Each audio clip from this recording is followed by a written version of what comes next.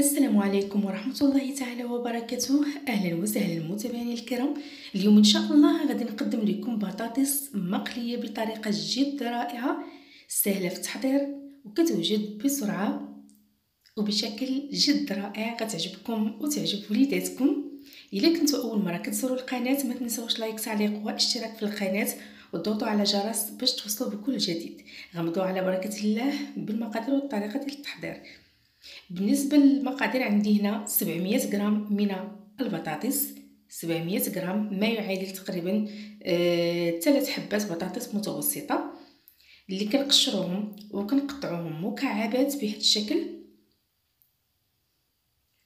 ومن بعد كنسلقوهم كنعملوهم في الماء ونعمل معاهم شويه ديال الملح، كنضيف لهم القليل من الملح ونخلوهم يتسلقوا تماما، يعني حتى كتنضج هاد البطاطا هادي وطيب مزيان. من بعد ما كطيب كنصفيوها وكنمعسوها بهذا الشكل هكا حتى كنحصلوا على عجينه ديال البطاطس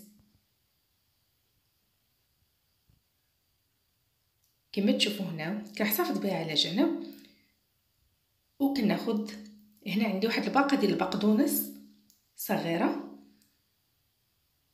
كنقطعها، يعني كنفرموها ناعم كنقطعوها رقيق.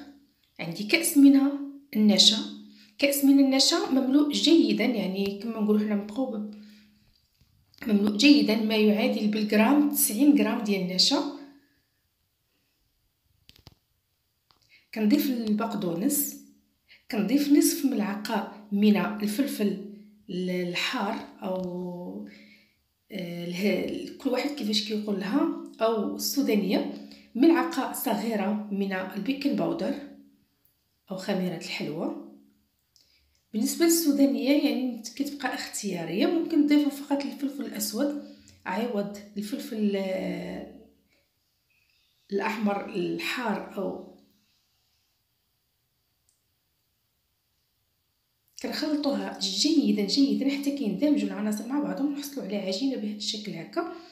من بعد كنغطيها ونحطها في الثلاجه تقريبا، تحطوها واحد نصف ساعه تقريبا، يعني كافيه. من بعد ما حطيتها في الثلاجه نصف ساعه وبردات كناخذ واحد البلاستيك، اي بلاستيك يكون عندكم او لا ورق الزبده، كنحطوا واحد في الاسفل نحطوا فوق منه العجين ديال البطاطا ونعملوا فوق منه واحد اخر باش تسهل علينا هنا الخدمه، وكنطلقوها بالمدلك بهذا الشكل هكا حتى كنحصلوا على واحد الطبقه اللي السمك ديالها كيكون رقيق شويه ما تكونش غليظه بهذا الشكل. وكناخذ واحد القطعه دائريه، وهنا ممكن تقطعوها باي شكل، انا عملتها على شكل حلقات ولكن نتوما ممكن تعملوها باي شكل، يعني ممكن تعملوها دوائر او مربعات او اي شكل كيعجبكم. غادي نعمل انا بهذا الشكل هكا، عمل الدوائر. كناخذ واحد الدائره اللي كتكون اصغر منها باش نحصل على حلقات دائريه، كنعمل هاد اصغر منها في الوسط، وهاد الصغيره الوسطانيه حتى هي كنعمل لها عملت واحد البوشون هنا باش غنقطع باش تعطيني حلقه اصغر من الاخرى، يعني وحده فوق وحده او وحده اكبر من وحده، وهكا ما يضيعش ليا يعني لا وقت ولا حتى شي حاجه، لان غادي نستعملهم كامله، يعني الدائره كلها غادي تستعمل، فهكا غادي نختصر على نفسي وفي نفس الوقت غادي تعطيني اشكال رائعه.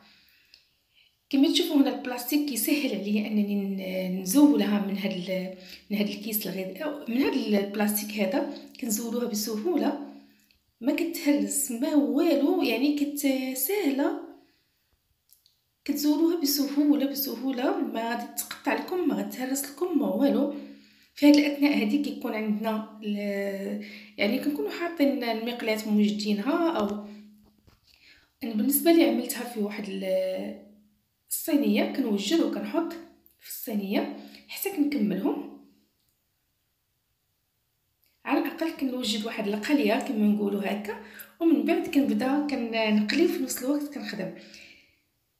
هنا فرشت واحد البلاستيكات في فوق البلاطو باش يسهل عليا ملي نبغي نزولها كتزول بسهوله. هنا عندي المقلاة فوق النار، غادي نضيف واحد الكأس من الزيت وهو اللي غادي يقلي لي هاد البطاطا كامله. كأس واحد من الزيت كافي.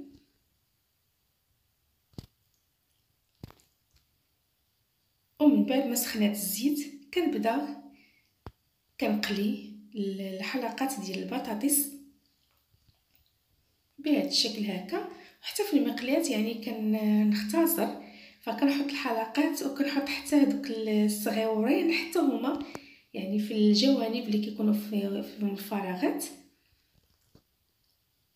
باش هكا يعني كتختصروا حتى الوقت في القليان ولا في كل شيء. كلهم كيجيو زوينين وكيجيو لذاذ ومقرمشين، لا الصغيورين ولا الكبار ولا الدوائر ولا كل شيء.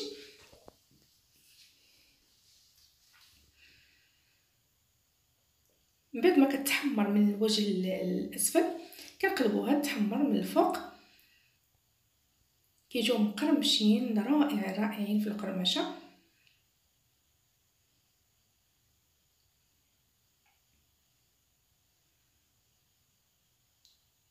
ومن بعد ما كيتحمروا كنزولوهم من فوق النار كما تشوفوا اللون ديالهم كياخذوا داك اللون الذهبي الرائع، وحتى الشكل ديالهم كيجي كيشهي رائع.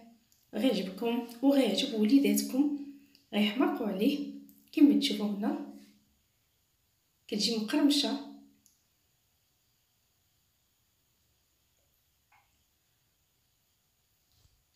هذا هو الشكل النهائي ديالهم، وكلهم كيجيو زوينين، لا الصغار ولا الكبار ولا حتى الدوائر الصغيره. هذا هو الشكل النهائي. كتعطي واحد الكميه هائله، يعني تكفي عائله باكملها. كيجي رائع والكميه كثيره وسهلين في التحضير وكيعجبوا الوليدات بزاف. نتمنى يعجبكم الفيديو تاع اليوم، وينال الرضا ديالكم. ما تنسوش لايك تعليق واشتراك في القناه. وبالنسبه للناس اللي ما كيوصلهمش المنشورات ديالي كنتمنى انهم يعاودوا يفعلوا الجرس من اول وجديد، او يلغوا الاشتراك ويعاودوا يشتركوا من مره اخرى باش هكا يوصلهم من كاع الجديد ديال القناه ديالي. كنتمنى يعجبكم الفيديو. ما تنسوش تشاركوه مع الاصدقاء ديالكم مع الناس باش تعم فائده على الجميع. شكرا على التتبع ديالكم، والسلام عليكم ورحمه الله تعالى وبركاته.